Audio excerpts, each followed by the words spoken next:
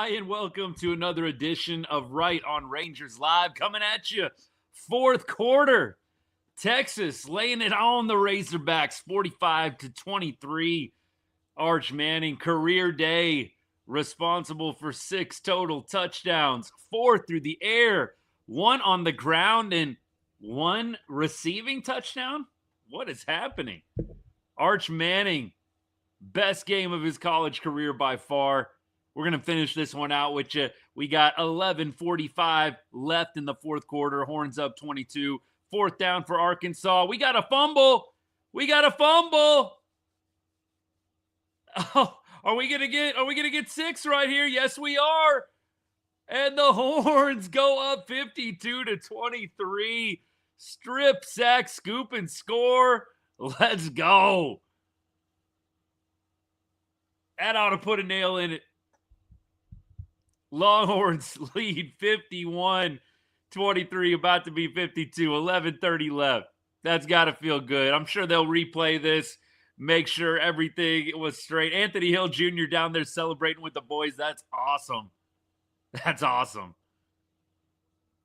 Horns putting a little exclamation point on this one.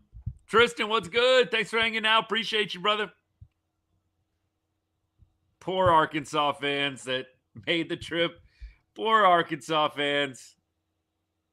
ESPN doing them no favors. Simmons, man.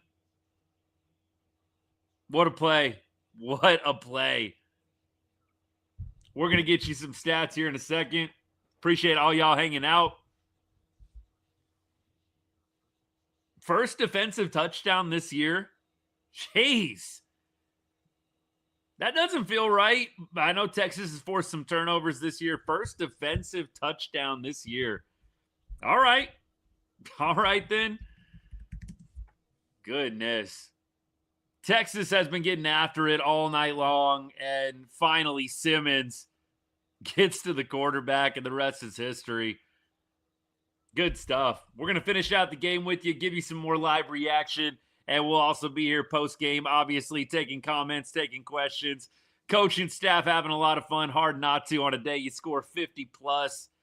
Defense has felt a little bend, not break today. Am I right? It's not looked quite the same without our boy Anthony Hill Jr. in there. I mean, obviously, I think he might have a shot to play against A&M next week, but it felt like the right thing to do to hold him out of this one. It really did. I think that you give him another week, you give him another few days, 6 days, whatever it is, to get set. At least give him a chance. But the Longhorns defense, second half especially, really has picked things up. It's been huge. It's been the difference maker in this game. It was 24-20 at the half. Texas only gives up 3 points thus far in the second half. Very impressive with the halftime adjustments. PK doing a good job getting the boys back on track after a rough first half. First half was brutal. It was absolutely brutal defensively. I mean, we didn't have a punt till late in the second quarter, it felt like. Mid to late second quarter. Good hanging out with all y'all. Thanks for tuning in. We are, like I said, going to continue to break down things on our end. Drop a comment, drop a question. Appreciate all you guys hanging. Whew. Welcome everybody. Oh, good. We got some A&M and Oklahoma fans hanging out with us for a little bit. Wouldn't be a show without y'all. Oh my goodness. All right. Hey, let's give you some numbers here. We already said 6 total touchdowns, at least Arch Manning being responsible for 4 through the air. A fifth, honestly, if you count the receiving touchdown that he had on that Philly special play. 379 yards passing, 5 yards rushing, does have a rushing touchdown as well. You have Trey Wisner, 11 carries, 41 yards. And then Parker Livingston, 104 yards, 1 touchdown. Wingo, nearly at the century mark himself, 81 yards through the air on 6 receptions. Ball's been spread around well today. You've got, it looks like about 7 different guys with catches. There's definitely been games where there's got more guys in the action than 7, but it was a great day for the offense overall. I mean, this Arkansas defense, one of the worst defenses in the SEC. I think we can be real about that. I think they are the worst from what I was hearing. Little surprised the Horns didn't go with the ground game a little bit more here. Clearly, you got to play towards what the defense gives you and what the defense weaknesses are. And the passing game, clearly a weakness for the Arkansas Razorbacks. But still, only 20 rushes for 70 yards. Would have thought, especially after the Georgia game, where Sark really came out and talked about needing to establish the ground game more. It did surprise me a little bit that the ground game was not more of a feature today. And look, it's hard to complain when you score 52, 45 offensively, that is. But I was a little bit surprised. I thought they would really come out and make more of a commitment to the ground game. We'll see what happens in the A&M game. I think that is going to be really the big tell. You imagine that Sark has probably been saving some stuff for the Lone Star Showdown.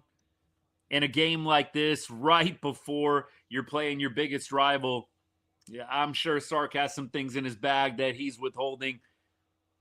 That game on Friday, by the way, we will probably be live after the game. Not sure if we're going to be able to go in-game or not. We'll see what happens there. But we'll definitely be live post-game at the very latest.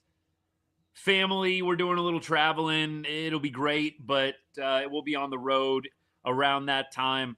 Getting back, I think, on that day. I don't know what our schedule is, what our plans are, but we'll be watching, and we'll be live at some point during that day, whether it's during the game, fourth quarter, or post-game. Hope you can come and join.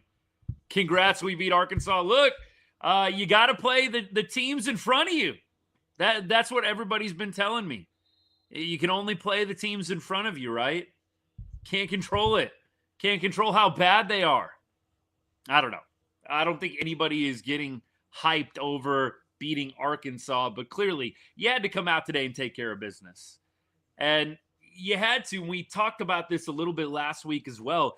You had to come out today and show off a little bit. I know that style points are not quite as meaningful as they once were with the BCS and the math and the formulas and all that, but nevertheless, when you have 3 losses and you are trying to cling on to any playoff hopes you can, you got to go for some style points here, and that's what Sark is doing. You got Arch and company still throwing the ball up 3-4 scores. It's definitely, I think, a bit of a ploy to really get Texas back in the committee's minds. And we'll see how this game finishes out. Texas defense allowing some yardage here, some garbage time yardage. 10 minutes left on the clock in the fourth quarter.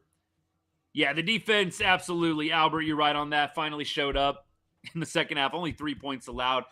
Back to the point, Texas, I think really the game that they're going to have to show off in is the A&M game, which is going to be hard to do.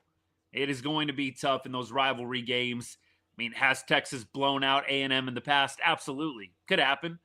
But I think that's the game where you really have to impress. I think an emphatic win against A&M does you a lot of favors. A close win, I think, is still meaningful. Don't get me wrong. A win, I think, would be huge in general. But if you can win by double digits, if you can run up the score a little bit, I am not necessarily saying take that to the bank, by the way. Just saying what I think Texas is most likely going to need to do if they really want a legitimate shot to still make it to the playoff. I think it's a long shot at this point. I am keeping my expectations extremely low. I really feel like you needed a close loss to Georgia last week to really have a shot, and the Horns didn't do that. It was close, 14-10 in the fourth quarter. And then things fell apart. We don't have to get back into that. We broke it down plenty last week on the show. Arkansas going across the middle here, man. The middle has been wide open, it feels like, all night for Arkansas.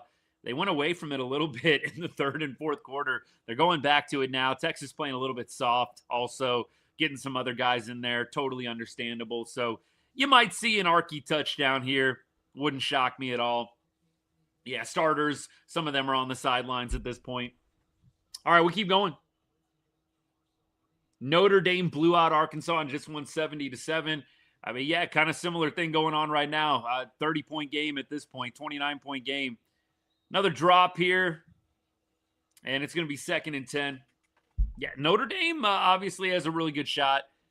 They went out. I think you can safely assume they'll be in the mix. They lose again, which I don't know who's on their schedule left, but they lose again. Maybe you're saying something different. 3-loss Notre Dame. I think that's going to be a tough one. Texas, I think the only reason they can really cling on to it is they've got some signature wins, right? You beat Vandy, you beat OU, and if you beat A&M, you've got 3 pretty huge wins right there. Yes, there's been some tough losses. Yes, there's been an embarrassing loss in the mix, a couple of them. But Texas definitely does have some pretty key wins on the resume. I think that's what's going for them more than anything else. If we beat A&M, you think we're a lock at number 12, McJay? It's good to see you, by the way, brother. Missed you yesterday, dude. I thought you were going to come and hang out for Rangers. That's all right. I know it's a Friday night. It's tough. I do think it's probably, if I had to call it, I'm going to say 35-65 or 40-60, and the odds aren't in our favor. I'm not saying it's a 0. I'm not saying it's, 5%, 10%. I think it's actually a little closer to 50-50 than people think, but I do think you need an emphatic win over A&M. I really do. I think you need an emphatic win over the Aggies if you want to get into the playoff, into that number 12 spot, like McJay just said. That would be my take. Texas overrated. Hopefully ND sees them in the first round. That'd be a fun game. Texas and Notre Dame would be real fun. That would be classic, baby. 904, hook 'em, brother. Love it. Top 5 cupcake schedule. Who are we talking about? Surely not Texas with the cupcake schedule. Texas played plenty of good teams this year. Plenty of good teams this year. That is funny to me. I didn't really realize that was a thing where people actually are coming at Texas for the schedule. So weird. I mean, totally clueless / brainless. I don't get that at all. All right, what do we got? Come on. Come on. Man, that is lazy. What are we doing, defense? Come on. Now, look, I get that there are some starters out, but come on now.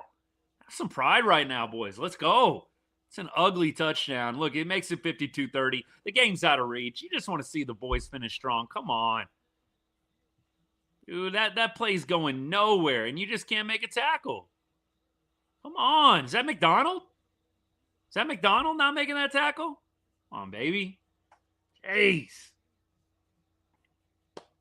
Yeah, look, this schedule, obviously, I don't think anybody is going to argue has been a legitimate one. You've got OSU first week of the season. You played Oklahoma, another top 10 team. You played Vanderbilt, top 10 at the time. You played Georgia. You played A&M, who's going to be a top 5 team, top 3 team. I really don't get the people that are saying it's a cupcake schedule, soft schedule. I mean, look, respectfully, because I love debate on the show, but argue with the wall. If you think Texas had a weak schedule, please argue with the wall. I cannot help you. You're lost. I can't help you if you're sitting there right now. I mean, I get it. You're just a hater. You're a troll. I mean, insert whatever name we need to throw out there. You just don't know. I can't help you. Texas played a plenty tough schedule. And look, they haven't done well in some of the big games. It's clear. You lost by Ohio State. You lost by 7 to Ohio State. You lost by 25 on the road.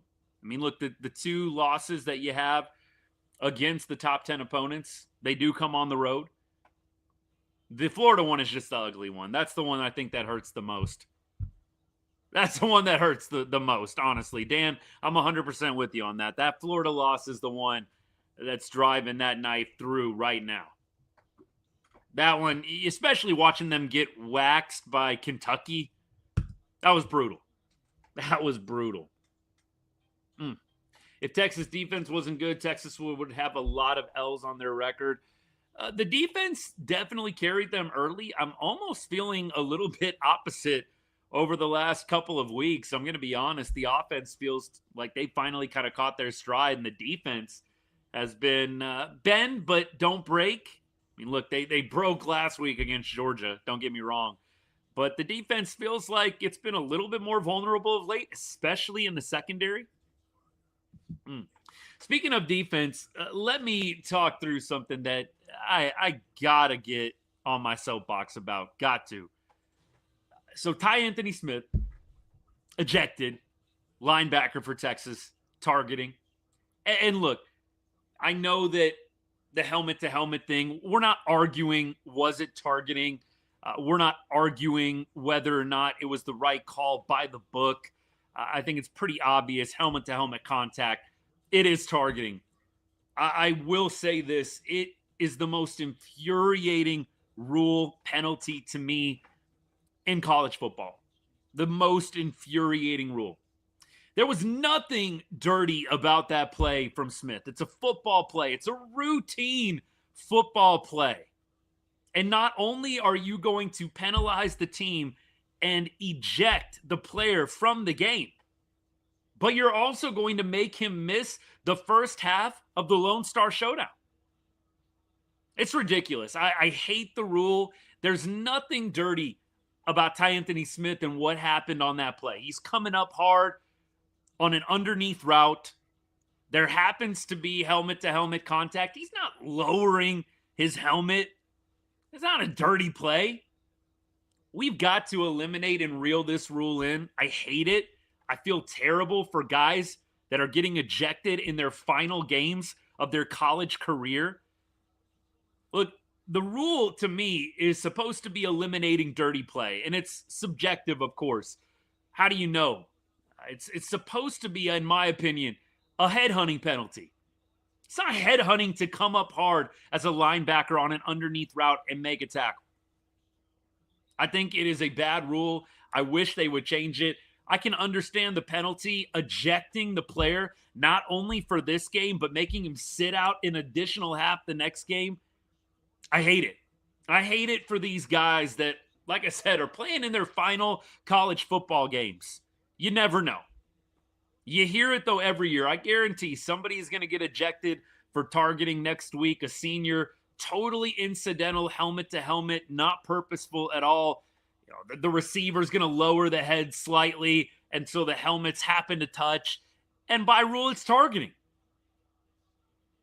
Stupidest rule in college football. Obviously, it didn't affect the game today. And this has been an issue that I have been hounding since they first came up with it. It's painful to me that we've got to have guys sitting out multiple halves for incidental helmet-to-helmet contact. Brutal. One of the worst rules in all of sports, but absolutely the worst rule in college football. Aggie grad, I really want you to focus on the comprehension side of things here, my guy. Nobody is arguing that by the book it was targeting. Can we be clear on this? Nobody's arguing by the book it's targeting. What we're arguing is it is stupid that it is targeting to begin with. Even stupider that you have to have a guy sit out not only one game, this game, but the entire first half of the next game. Yeah.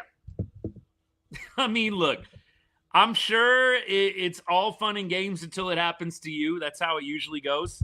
So, I mean, look, I'll say it right now. I hope y'all get a taste of it next week. Hope y'all get a taste of it. Stupidest rule. Hate it.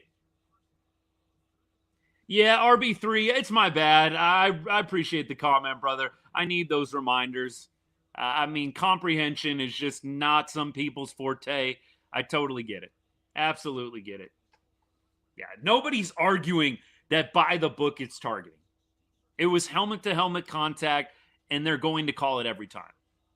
So that's the one thing that drives me nuts. Nobody is saying that the rule was not correctly applied. We're just saying it's a stupid rule, and it is.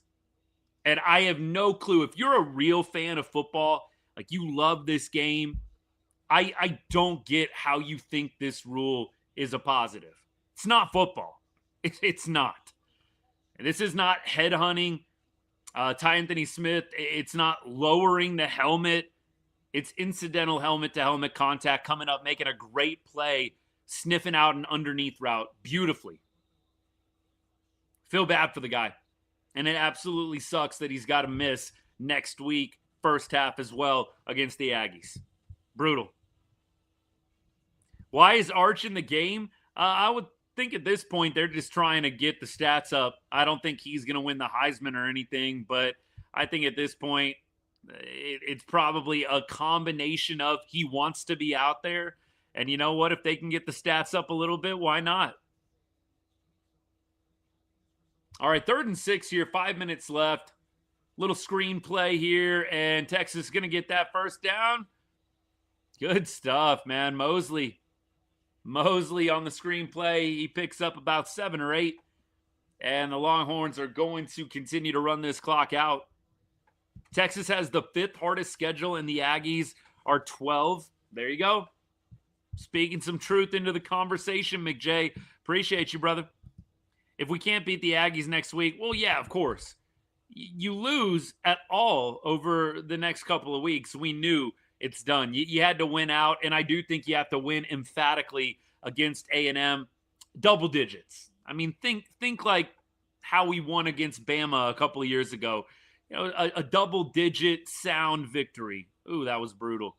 O-line, look, they've gotten better and better, but O-line is still a little suspect to me, man. I mean, they are just cutting through at different times, this D-line. Not a big fan of it. Oh, goodness. Appreciate all y'all. Thank you for all the comments. If I missed something, y'all please drop it again. We'll be more than happy to get to it. Score prediction for next week. I think score prediction for me, if I'm just going totally off the cuff, haven't done a lot of diving into the matchup, but I think it is going to definitely be a game where some points are scored. I know last game was definitely, or last year I should say, a little bit more of a low-scoring affair. But I'm going to go with Horns 34, Aggies 24. I'm going to go 34-24. I think that the Horns get 30+. I think the defense holds. Look, I mean, if South Carolina can hold A&M to 31, whatever it was, I think the Horns can. I think the Horns can. We'll see what happens. Y'all tell me what you think. Y'all tell me the score prediction. Corey, what you got? What you got? Basically, I have to go 7-1 or 8-0 to even make the wild card. Cowboys, they just got to go 1 week at a time, man. They got a little bit more room for error than the Longhorns do right now, that's for sure. We keep on rolling.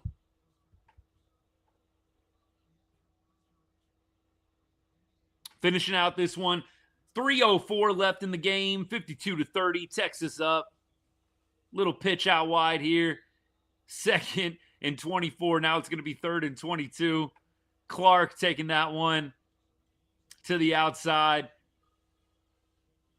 Next week, Ole Miss, Mississippi State on Friday, and A&M, Texas on Friday. That is going to be a fun Friday post-Thanksgiving, man. And then Bama, Auburn, Iron Bowl next Saturday.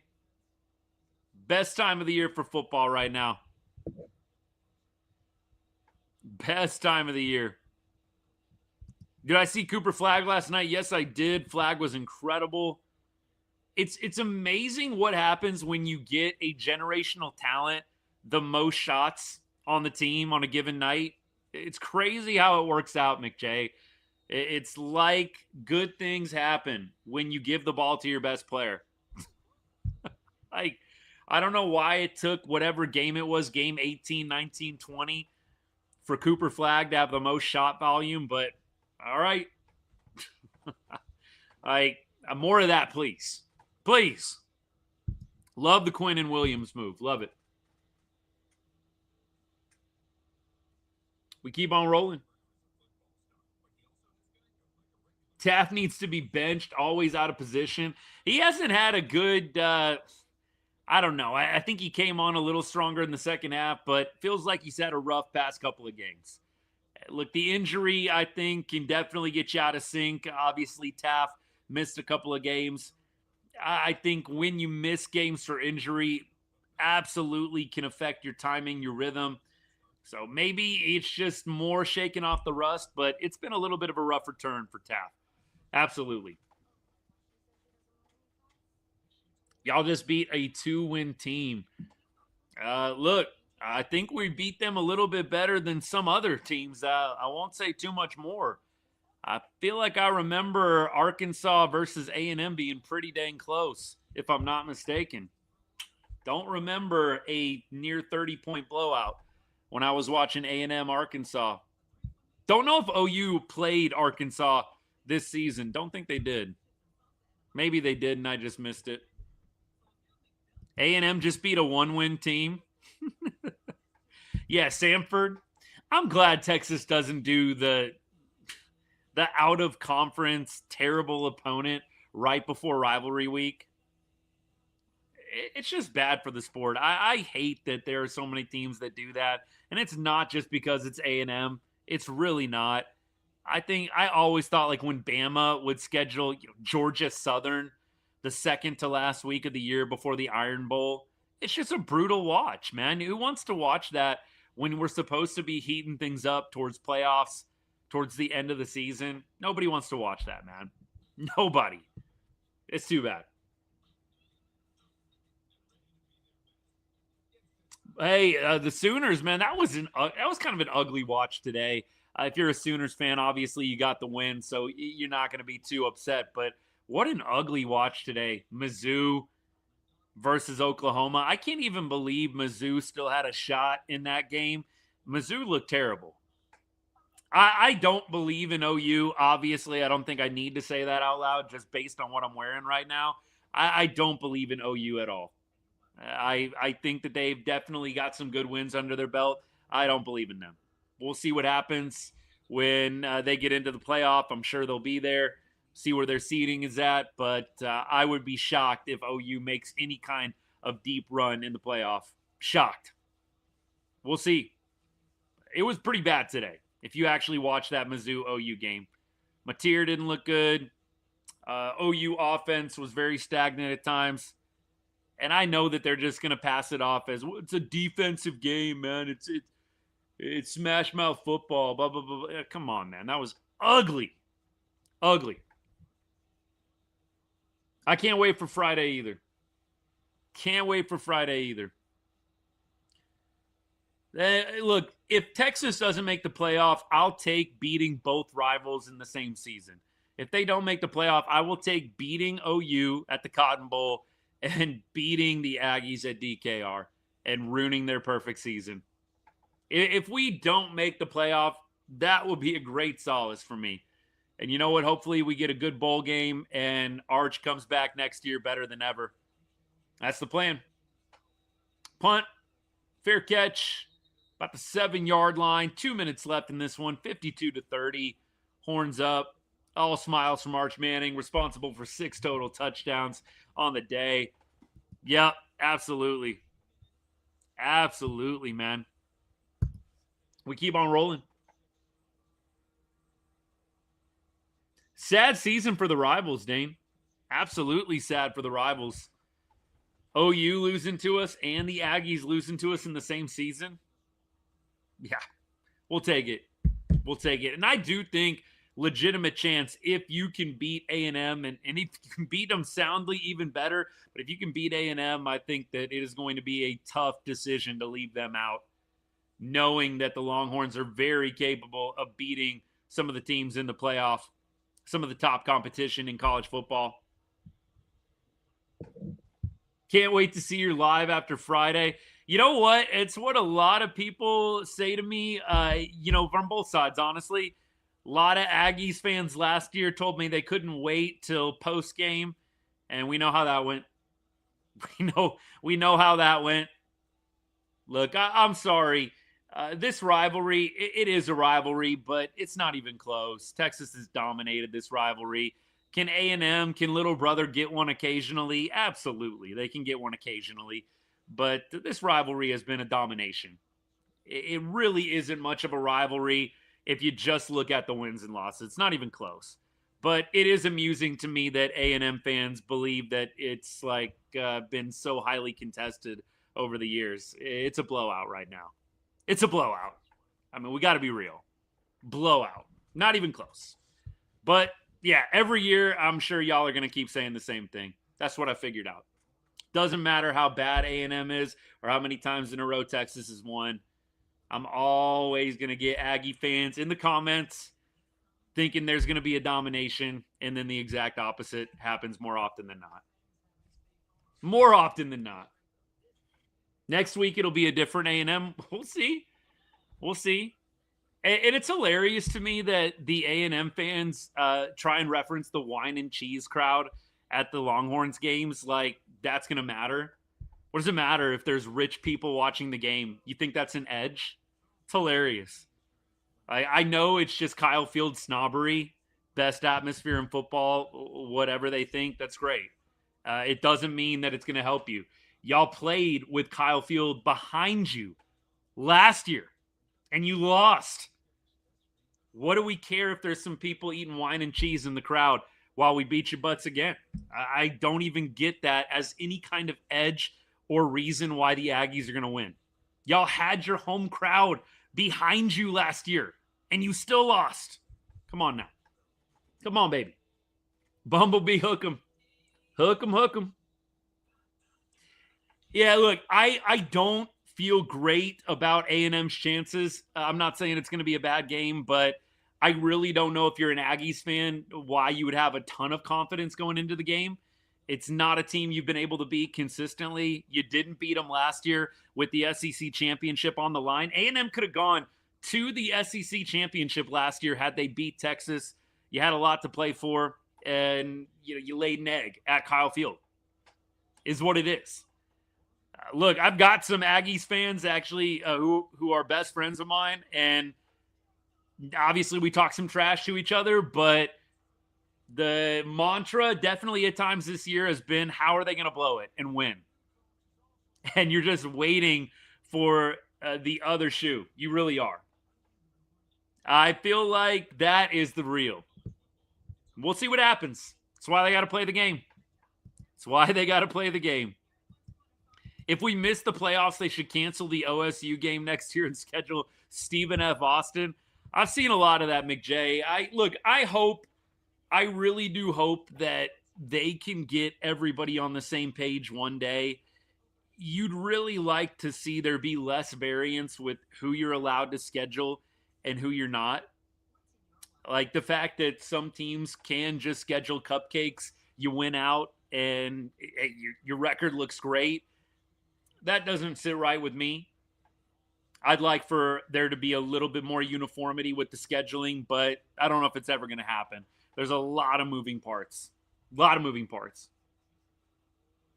Keep on rolling. Struggled against UTEP. Look, I don't know whether you support the Aggies or the Sooners. It's got to be one of the two. But do we need to list off all the teams that the Sooners and the Aggies have struggled against this year? Like, really? Do we need to do that? Y'all got UTEP? Talking about UTEP? All right, then. I think we could go quite deep on the list for both of those teams and how OU has struggled against inferior competition. A&M, same thing. We keep rolling. Hot takes, we'll see what happens. 11-0 speaks louder. That's a nice thought. Let's see if it happens on Friday night, baby. Competition, the only competition in Texas has with itself is ego. I think I got the message there.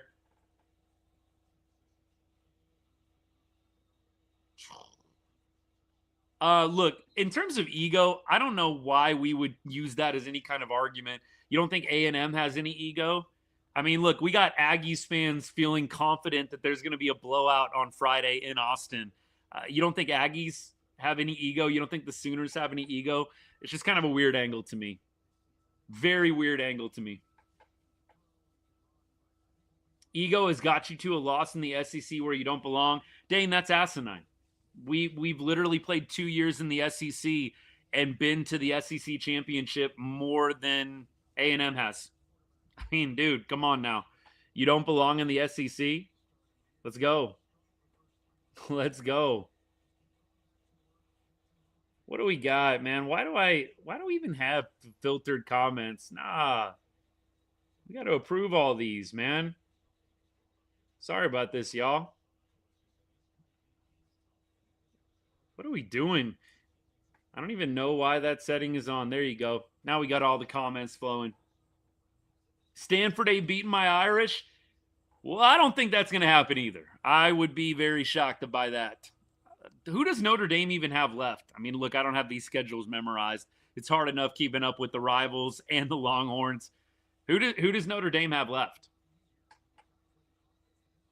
SEC eviscerates itself every year. They're all good teams with big egos. Look, if you played the game, yeah, you got to be humble, but you got to play with a little edge. I think anybody that's played will tell you that. What are you supposed to be? Unconfident that you're not going to win? And that's the alternative. You just got to say these things out loud sometimes. What are you supposed to think you're going to lose every game? I mean, it just doesn't make any sense. That's why the ego thing's stupid. You got to have a little ego in the game of football. I don't know. Again, you're supposed to go in thinking you're going to lose. That's the opposite, right? Another pass over the middle. I'm telling you, this middle has just been wide open all day for Arkansas. Time's ticking down, though. We got about 58 seconds or so left. Texas just about to wrap this one up, put it to bed. Appreciate all y'all hanging out. Thanks for all the comments. Krabby Patty, 100%. 100%, whole different level. TCU had 17 points and won the game against UH, had 13 points in. Game over. 17-13. It's a pretty good game. It's a pretty good game. Joe Dave, yes, sir. Yes, sir. Yes, sir. Appreciate all you guys. Come on, keep them out of the end zone here. Let's go. A little fade ball. That's going to be PI. It's about the most obvious PI call. Oh, come on, man. Don't you love that when the dude just blatantly pushes him in the back and then he's like, what? What? Me? What? Me? PI? Come on now. Bro, you literally pushed him right in the back. Like, there's no question there, buddy. Yeah, defense, look, I got to say, defense today has been a bend but don't break. They're missing Anthony Hill. They're missing that teeth. They really are. They're missing that teeth. TLC, good to see you, man. Thanks for hanging out. Appreciate you. They're missing Anthony Hill. They are. Hey, Caden, hook him, man. Hook him, brother. All right. It's going to be a little closer here. 52-37, unless we're going for two here. Jaden Platt, 8-yard touchdown reception, 16 seconds left in the ball game. Really too bad for the second unit, man. I know that they're trying to play to get this game to zeros, but come on now. A little disappointing from the second unit. I know you got a lot of guys in there that don't get a ton of playing time, and this is the opportunity, and you've let Arkansas march down a couple of different times. Woof. Woof, woof, woof. Yeah. Enjoy it, Cowboys fan. Enjoy it, brother. TLC, it's all good, man. Look, it was a Friday night, kind of a bit of an emergency live stream. Look, we all knew what the non-tender deadline was and who was going to be gone. We all knew Doley and Heim were gone, but until you get that notification, Rangers are non-tendering Adolis Garcia, doesn't quite feel real. It's all good, man. You'll be back, I'm sure, on Wednesday, and we'll be live any other time there's a big signing, big trade, anything like that. Droopy, hook him. Hook him, hook him. Jonah, too. Yeah, Jonah Heim, man. I mean, we're talking about 2023 World Series legends, right? World Series legends. It's sad, man. I mean, look, it needs to happen. They needed to move on from those guys, but it's sad. Caden, we'll see you next week, man. Perfect stranger, hook 'em. Great game. Now you got to build off of it. It's good to see a couple of home games in a row. Feels like every other game is a road game for us this year. It's good to see that we got a couple of home games in a row. You have this game with Arkansas. You have the game next week against A&M. Good stuff, man. Yeah, I picked up on that, Cowboys fan. The offense actually looks pretty good. Like, they've got a quarterback. I wonder if Green is going to stick around. I'm really curious about that. But if you can get Green to stick around, even KJ Jackson looked pretty good. Seriously. They've got some pieces, and Mike Washington is a dog. I was impressed with some of the guys on offense. Who else? Rohan Jones, Jaden Platt. I mean, both those guys had great games.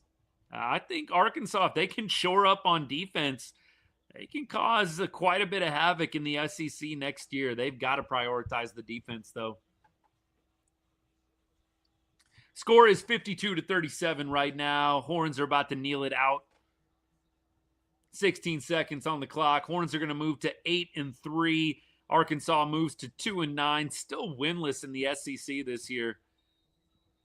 Man, it's more fun when this game is a little bit more competitive. Look, I got a little bit of a soft spot for Arkansas. One of my best friends, big Arkansas fan. And look, I did not grow up during the time of the heated rivalry between the two schools. That's probably about a decade before my time. So, look, it is what it is. I actually was going back and forth with a few people in a good way, just a friendly discussion. Like, there's a generation of Longhorns fans that don't really understand the A&M rivalry because we didn't play them, right? I mean, there's a whole generation. It's kind of weird, honestly, of fans that really do not know that rivalry super well because we just didn't play them for 14, 15 years, whatever it was. The OU one has been there clearly for a long, long time, but it is kind of weird. Like, some people will consider OU the bigger rival. For me, I think it's just because of the friends that I have growing up that were big A&M fans. It has always been A&M for me as the biggest rival of the Longhorns. Even though, like we talked about earlier, the rivalry itself hasn't necessarily been that close. That's how I feel. You let me know what you think. You let me know who's the bigger rival for Texas, OU or A&M. I'm kind of curious on this one. Arch absolutely showed flashes today. Absolutely showed flashes today. Loved what we saw from him. Doing a little bit of everything. Running it, passing it, catching it. That was not like an easy catch from Arch Manning either. Like, that was not an easy catch. Dude had to go up and high point that one. It was impressive, honestly. Honestly. Hey, Daniel, what's good, man? Happy Saturday. Good to have you hanging out. Yeah, Jack, I was a little surprised about Jacob Webb. There's a lot of red on that Baseball Savant page, but they're trying to save some money, clearly. You know, we'll trust him. CY being the pitcher that he is, we'll trust him. But I was a little surprised by that, too. Lex, Bucks look pretty good right now. Look pretty good. Texas still probably the best opponent for the Buckeyes this year. Who's played the Buckeyes better than Texas this year? Yeah. It's not, I don't think, really anybody even in the same ballpark. Texas playing Ohio State to a one-score game in which Arch Manning had an opportunity to tie the game in the fourth quarter late. I don't think there's been anybody that's played them better. But the Buckeyes look good, no doubt. No doubt. Javier, yes, sir. Hook 'em horns.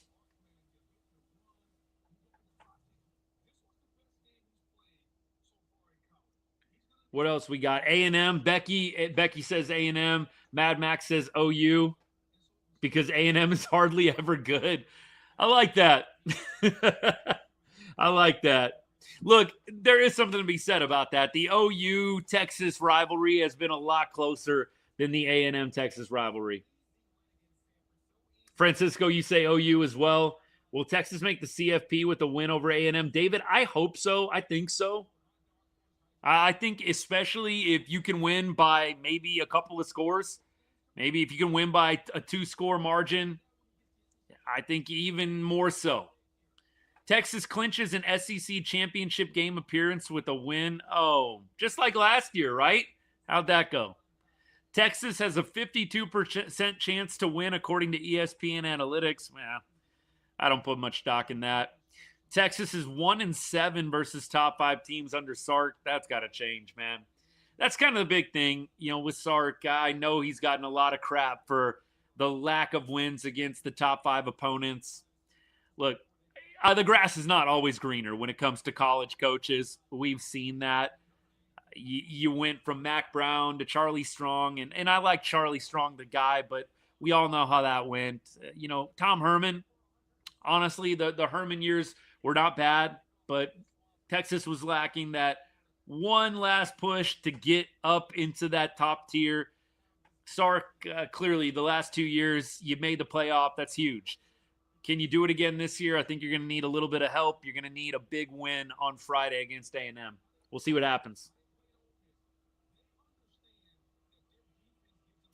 Who's in the SEC championship if Texas does win? I think it's Ole Miss, isn't it, Cosmic?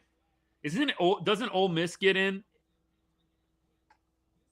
It's still better than under Herman and Strong. David, I agree with you 100%. Sark's more worried about his outfit. Man, I did say to my wife, man, Sark's been in the gym. I mean, Sark is always looking fly with the outfit on the sideline. Hey, you definitely got a point there. Look, Sark, I think he is definitely going to have to do some soul searching in the offseason. There's some things about this team that I think have to be fixed. One of the things during the game that I tweeted out was this team is just so undisciplined at times, and you do see mental mistakes that just can't be there, especially in these big moments, in these big spots. You can afford to do it against Arkansas. But this is a team that is among the worst penalized in college football. And yeah, some of that is obviously bad refereeing, some of it, but a majority of it is you're not being disciplined. You're not being disciplined, and it goes from the offensive line to the defense with holding and PI. They have to do a better job with discipline when it comes to penalties and mental mistakes. It has to change. And I know some people are going to use that as fuel for fire of why Sark should not call plays anymore. I do kind of agree with Sark, though. I'm interested to hear your guys' opinion on this, but I kind of agree with Sark. They hired him to be a play caller. And I know that it hasn't necessarily worked out great at times this year, but nobody was complaining when Texas was going to the playoff multiple years. The goal line, the red zone stuff was a little bit of an issue last year, obviously, but I kind of agree. Like, you brought Sark here for his offensive mind. Do you really want somebody else calling the plays? At this point, I don't. But you do kind of wonder when things are not tight, when things are not disciplined, especially with the penalties, the mental side of the game. You wonder if a coach that isn't always thinking about the next play might be a little bit more in tune with what's needed to fix some of those errors, right? We'll see.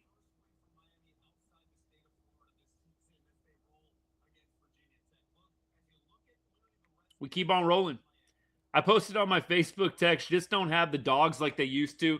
Tori, I've heard that a lot. Like, who was talking about it? One of the one of the former coaches. It was something on X that I saw. I'm not going to get the names right now, but similar point was made.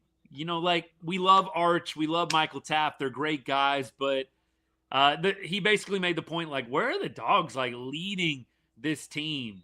You would think Anthony Hill, Colin Simmons, you would think that these guys would be the ones really lighting things up.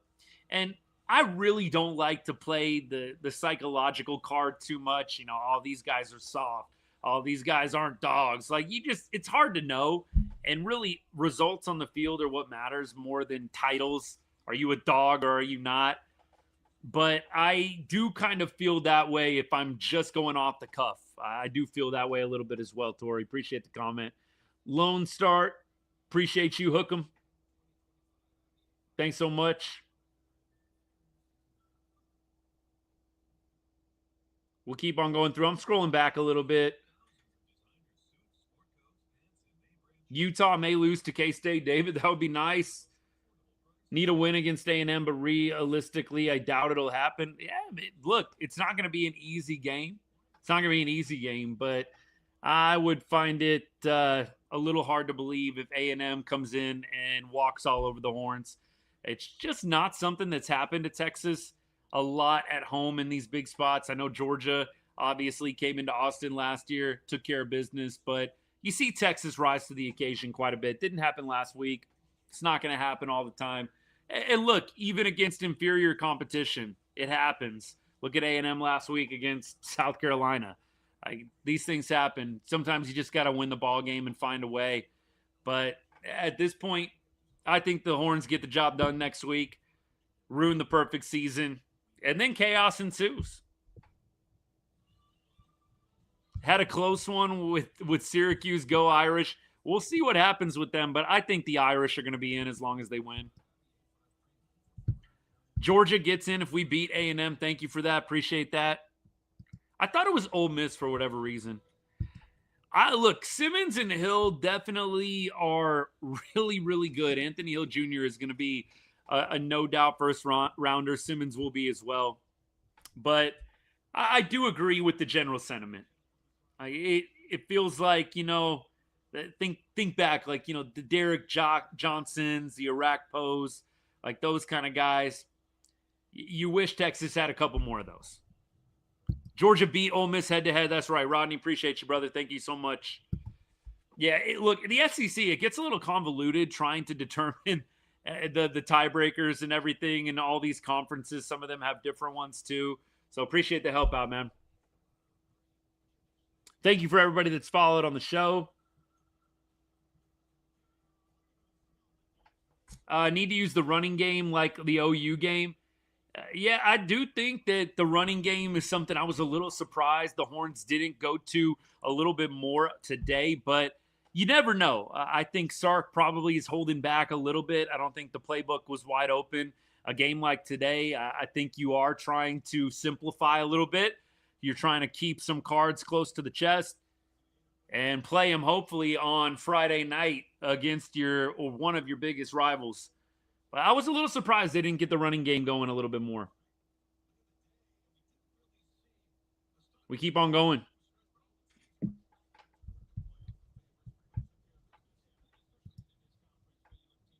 Yeah, just scrolling back a little bit here. We appreciate, thank you so much for the comment, Brian. Appreciate you, man. Defense has been off since the fourth quarter at Georgia. Not sure what's going on. Well, missing Anthony Hill Jr. was big. Missing Anthony Hill Jr. was definitely missed today. It was something that you absolutely thought was going to be an issue coming into the game, especially with the running game, and Arkansas had a lot of success on the ground today. So I'm not shocked that they struggled a little bit. Look, you played well enough to get the win. That's huge. But hopefully Anthony Hill Jr. can be back for the game against A&M on Friday night. I think that I would feel a lot better about the defense seeing him in the starting lineup. Good to see you, brother. Good win today. We beat A&M next week. I feel it. Dane's in the wrong live. Dane, you do kind of keep spamming, brother. I'm just saying. Did A&M already played? Oh, yeah, they did. A&M and OU already played. So that's why. He doesn't have anything better to do right now. You keep on commenting, though, brother. I appreciate you. You boosting up the engagement numbers right now. You beat the School of the Blind. Yeah. Are we talking about Samford? Are we talking about Samford, the School of the Blind? Look, I absolutely think that they need to do away with the out-of-conference scheduling the week before rivalry week. This should be all-conference play. I really don't understand why the Samfords and the Georgia Southerns are getting scheduled by SEC teams. I understand why, because you're kind of trying to create a bit of like a mini bye, if you will. I mean, look, you're going to be able to get some backups in against a team like Samford, but I think they need to do away with it. It's just not a great look for the sport. You want to see classic matchups here at the end of the season. You don't want to see anybody get a free win at this point. So I like that it's Texas, Arkansas. Obviously, you can't control Arkansas's win-loss record, but at least you're not playing in out-of-conference nobody like some of the teams in the SEC did this week. Don't need to run when wide receivers are open with no defenders on them. Yeah, look, I think that they took advantage of what Arkansas was giving them, and the passing game was wide open. And obviously, the passing game has not been a strength for the Arkansas defense this year. I mean, look, the running game hasn't been much better, but yeah, I think that Texas was taking what was given to them today, no doubt. No doubt. EJ, we'll see, man. We'll see you on Friday night. Flex scheduling is what they need, Chris. That's interesting. That's interesting. It's just bad for the sport in general. Like, I know some people are just going to, clap back and say I'm salty or whatever, but I really don't think it's good for the sport in general, the casual fan, just the overall experience to have these nothing burger matchups where you have a top team playing an out-of-conference cupcake. I just want to see them do away with it for everybody. I know Texas clearly isn't partaking, but I don't at all think it's good for the sport to have these matchups. Like, you're building up suspense, you're building up the tension all the way to the CFP getting announced. Why would you want to have these types of games in November, right before rivalry week? I'm honestly a little shocked they haven't gone away from it up to this point. Keep going. Texas and Arkansas was a good game for a minute. Second half got a little loose, but yeah, it was a good game for a minute. If Sark had lost today, he'd be in trouble. Yeah. I mean, that would have been worst case scenario. Didn't really have a whole lot of doubts about getting the win today, but that would be the worst case scenario. Yeah, Chris, I'm with you on that. It is basically glorified bye week, 100%.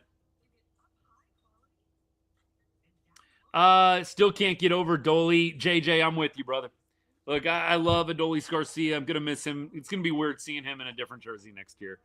It's going to take a little while to get used to that one for sure. JJ, appreciate you, man. Thanks for the comments. Thanks for the likes. W Longhorns. Brian, yes, sir. Good to see you, man. Yeah, I think the playoffs are definitely in question. I don't think that it is a gimme. I do think a lot depends on other results. I think a lot depends on how the Longhorns do on Friday night. Is it a close game? Did they look really, really good in a win? Clearly, if you lose, you're definitely out of it. But I think that there are some things yet to be determined. I think they've got a shot, but some things have to fall their way. And I think you have got to have a really sound victory against A&M. Yeah, they're showing this Mizzou-Oklahoma game. Ugly game, man. It was 3-0 halfway through the second quarter. Ugly game. We keep on going. Hope we play better on Friday night. Love the Cowboys. Come out and play. Go on defense. Tristan, we'll see. See if the Cowboys can keep it rolling. We'll be live tomorrow, by the way, for the Cowboys game. If you want to come and hang out, you're not a Cowboys fan, come talk some trash. We'll talk about all the NFL results of the day anyways. Oh, good. We get to watch A&M beat up on the School of the Blind. Is that right? Samford. My bad. They showed one touchdown from that. What was the final score of that game? A lot to a little. Arch Manning touchdown. That's still pretty, man. High point in that football. Love it. Yeah, everything was open today, it felt like, when Arch rear back and fired. 6 total touchdowns responsible for. Beautiful. Yeah, Albert, that would be phenomenal. I'm not counting on it, but that would be phenomenal if we could get some top 10 teams losing. That's for sure. Oregon, USC. What do we got? 35-21. Wow, this game was actually pretty good. That's the thing, when you're focused on, Texas, you miss out on some of these other really good games. Yeah, no defense in this one. 42-27. There you go. 42-27. It's fun catching up on some of these. Did Utah lose? Let's look at some scores around the league. Now I'm kind of curious, actually. I kind of want to see. Right now it's 47-44. K-State is up, but Utah is on the 2-yard line fixing the score. We'll see. That would be huge. If you could get Utah losing to K-State here, that would be huge. Yeah, we're gonna check on this one. I actually am gonna move. I'm gonna give my TV feed over to that game. I want to watch that one for sure. 47-44 right now. 2nd and goal at the KSU 4. Here we go. It's big for Texas right here. Let's watch this one together. This is what Texas needs, though. You got to have some teams in the top 12 dropping out.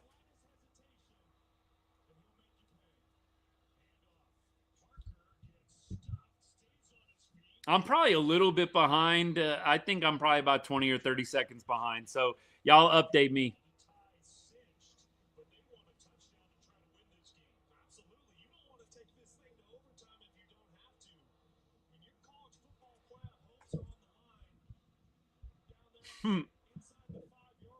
Crazy, man. 3rd and goal at the 1. 3rd and goal at the 1 for Utah. Down 3.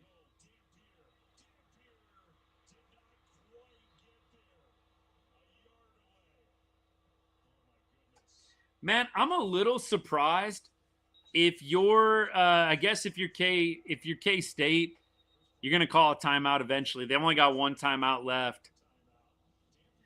So 3rd and goal, 1-yard line, 54 seconds left.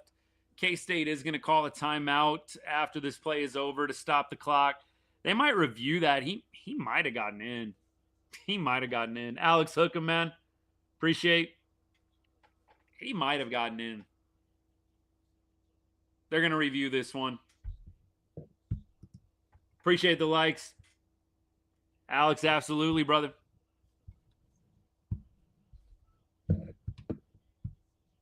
Hey, appreciate you. Thanks for subbing. Thanks so much.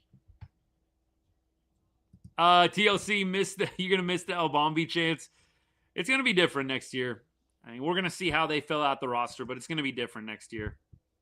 It's definitely feels like the end of an era, moving on from some of those guys that were big players, big factors on the 23 squad that won it all.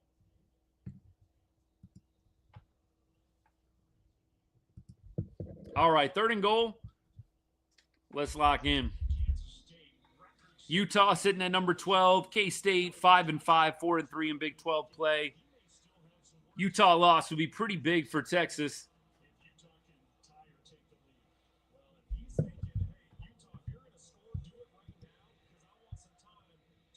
And Utah is going to put this one in 50-47. Going to be 51-47 here shortly. And Utah has not been able to stop K-State very much today. So, look, there's a chance. You've got a lot of time left.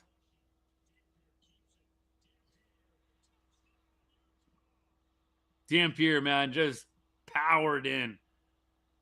Now you need a touchdown. 55 seconds left, though. You got no timeouts. Not impossible, but going to take a nearly flawless drive. Nearly flawless.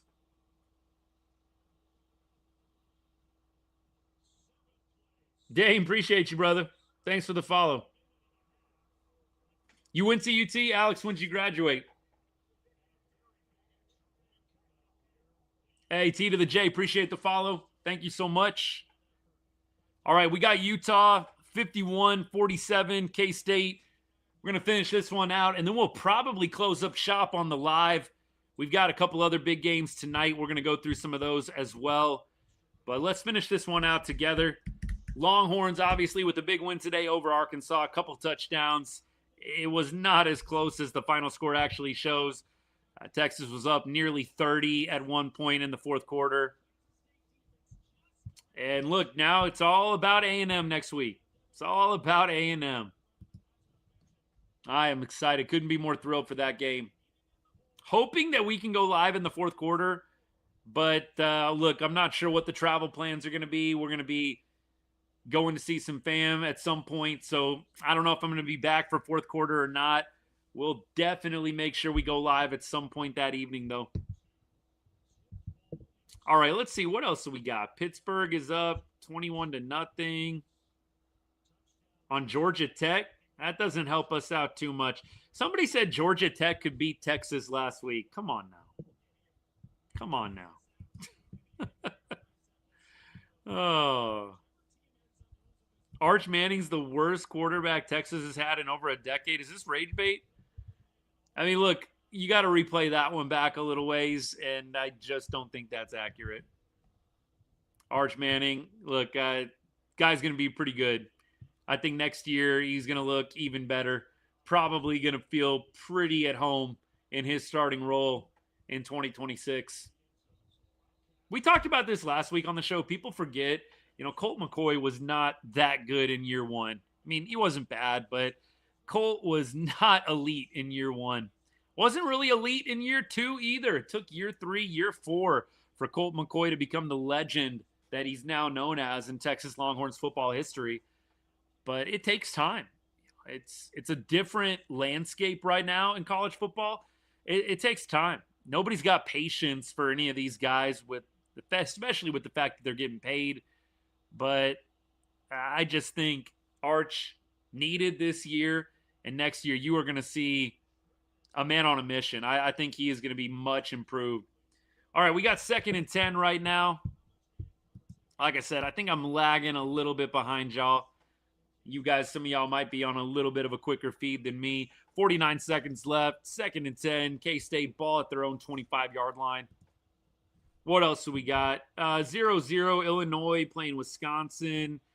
Tennessee, Florida. Cincinnati. If Cincinnati can beat BYU, that would be huge.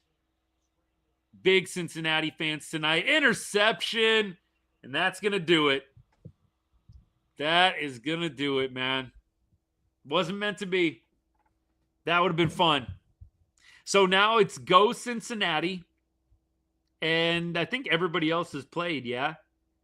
Miami won. Vandy won. Trying to see anybody else ahead of Texas at this point. Yeah, all you can really do is root for Cincinnati to beat BYU. Utah going to win. They're going to improve to 9-2. Georgia Tech, but I mean, look, they're in front of Texas at this point.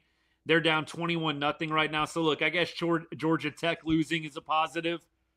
That'll at least knock them, and Texas should be ahead of them at the end of it. Georgia played Charlotte today and won 35-3. Gee, Charlotte? Oh, no. That's what I mean. Get rid of this. Alabama plays Eastern Illinois today. What are we doing? It's just bad for the sport. I mean, it's not even salty Texas fan, man. It's just bad for the sport. It just makes for a really bad day, really bad slate of games when you should be building suspense, building momentum toward the CFP. It makes no sense to me, but whatever. They've been doing it forever. Glad Texas actually had a semblance of a game today, even though they were up 30 nearly in the fourth quarter. All right, so 21-0 there. BYU Cincinnati kicks off at 5 p.m. That's in about 7 minutes or so here. So that'll be the game we'll be watching tonight. Hopefully, Horns will be able to improve a couple of spots in the standings, and you just hope mayhem ensues next week. That's got to be the plan. Silas, no, don't think the Rangers are trading Seager. I don't think so. No way. I don't see it happening.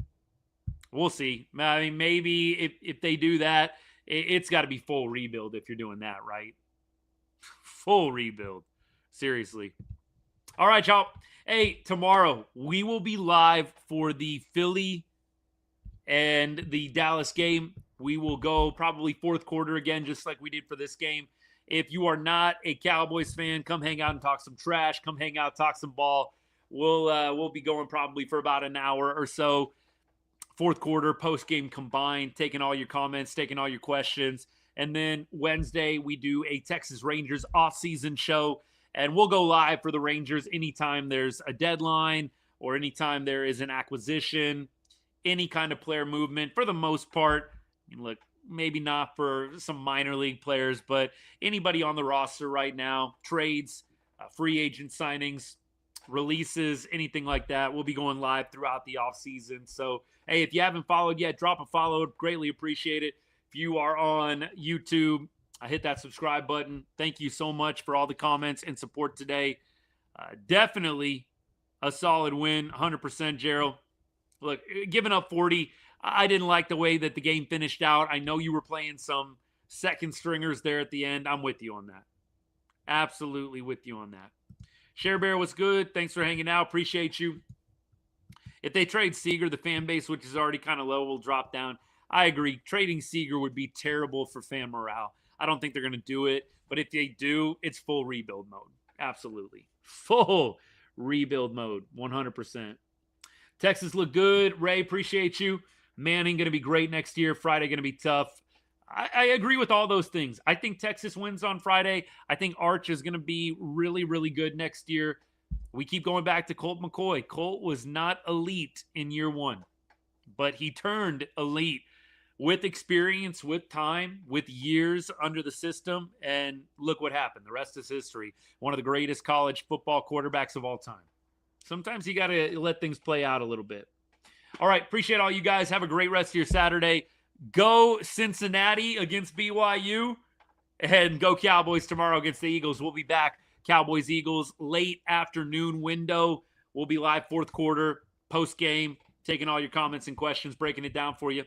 All right, love y'all. Appreciate the support. As I always say to end every show, God bless. Hook 'em horns.